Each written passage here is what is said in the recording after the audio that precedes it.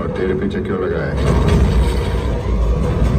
शाम के साये में वो आता है और रोशनी से पहले गायब हो जाता है।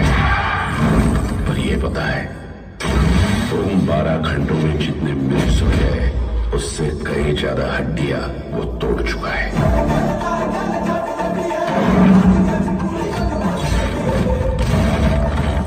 शैतान है क्या? नहीं, शैतान नहीं। तो भगवान है। मैं जाट हूं। सर कटने के बाद भी हाथ हथियार नहीं छोड़ता।